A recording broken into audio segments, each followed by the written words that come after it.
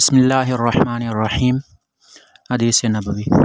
हज़रत अब्दुल्लाह बिन अम्र रज़ियल्लाहु तआला अन्हु बयान करते हैं, रसूलुल्लाह सल्लल्लाहु अलैहि वसल्लम ने फरमाया, औलाद आदम के तमाम कुलूब कल्ब वाहिद की तरह रहमान की दो उंगलियों में है, वो जैसे चाहता है उसे बदलता रहता है।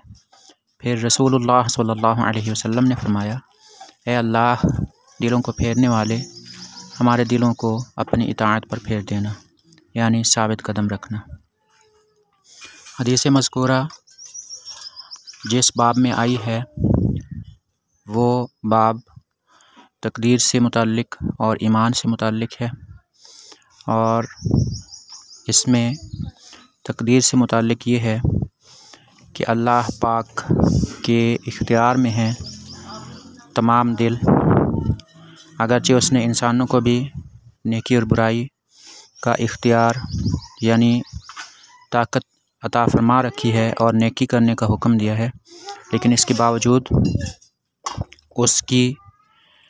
उसके इख्तियार से किसी का दिल बाहर नहीं है, यानी अल्लाह इंसान को इख्तियार देने के बाद बेइख्तियार नहीं हुआ। उसका कब्ज़ा, उसका इख्तियार बहुत कामिल है और बहुत ज़्यादा है। उसकी कुदरत के कमाल का ये आलम है कि उसका इख्तियार इंसान के दिलों तक भी मौजूद है। नबी अकरम सल्लल्लाहु अलैहि वसल्लम ने फरमाया कि औलाद आदम यानी तमाम इंसान, चाहे वो अंबियाए किराम अलैहिमुस्सलाम हो या सालिहीन हो, सब के दिल एक ही दिल की तरह रहमान की दो उंगलियों में है, अल्लाह की दो उंगलियों में है। अब दो उंगलियों से क्या मुराद है? ये इबारत असल में मुतशाबिहात में से है, वही का कुछ हिस्सा मुतशाबिहात में से है।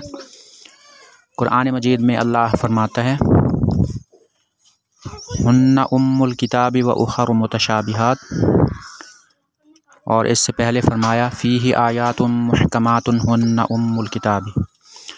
तो ये इबारत भी मुतशाबिहात में से है, लिहाजा हमें इससे कोई ऐसा मतलब नहीं निकालना चाहिए जो अल्लाह की शान के ख़िलाफ़ है। अल्लाह की ज़ात मादे से पाक है, यानी मटीरियल से पाक है और जिस्म से पाक है, तो हम उसकी दो उंगलियों को अपनी दो उंगलियों जैसा या किसी भी चीज़ की उंगलियों जैसा नहीं कह सकते, ना ही उसकी ज़ात को किसी से तशबीह दे सकते हैं, क्योंकि लैसा कमिस्लिही शै, उसकी मिसल कोई चीज़ नहीं है। अल्लाह पाक के लिए हमारा अकीदा और ईमान ये है कि उस जैसा हसीन व जमील कोई नहीं, लेकिन हम उसके लिए कोई जिस्म, हाथ, उंगलियां, इनके बारे में कोई तसव्वुर कायम नहीं कर सकते। हदीस पाक में नबी करीम सल्लल्लाहु अलैहि वसल्लम ने फरमाया कि अल्लाह का इख्तियार इंसानों के दिलों पर है, वो जैसे चाहता है उसे बदलता रहता है। यानी वो चाहे तो एक नेक इंसान का दिल इस तरह से पलट दे कि वो ज़्यादा नेकी की तरफ माइल हो और उस पर साबित कदम रहे, और वो चाहे तो किसी 100 आदमियों के कातिल को भी नेकी की तरफ बुला ले और उसके दिल को नेकी की तरफ माइल फरमा दे। रसूलुल्लाह सल्लल्लाहु अलैहि वसल्लम ने फिर ये दुआ फरमाई, ए अल्लाह, ए दिलों को फेरने वाले, हमारे दिलों को अपनी इताअत की तरफ फेर दे, यानी हमें साबित कदम रख। अब यहाँ पर नबी अकरम सल्लल्लाहु अलैहि वसल्लम का ये दुआ फरमाना, ये अगर उनके अपने लिए था तो इससे कमाल इज़्ज़ो इनकिसार उनका साबित होता है, क्योंकि नबी अकरम सल्लल्लाहु अलैहि वसल्लम मासूम थे, उनसे गुनाह होना मुमकिन ही नहीं था और उनके दिल का किसी गलत बात की तरफ फिर जाना ये मुमकिन ही नहीं था। अल्लाह ने उनको मासूम पैदा फरमाया था। दरअसल ये दुआ तमाम इंसानों के लिए मालूम होती है और तमाम इंसानों में मुस्लिम गैर मुस्लिम सभी शामिल हैं। और दुआ का मफ़हूम ये है कि या अल्लाह गैर मुस्लिम को इस्लाम की तरफ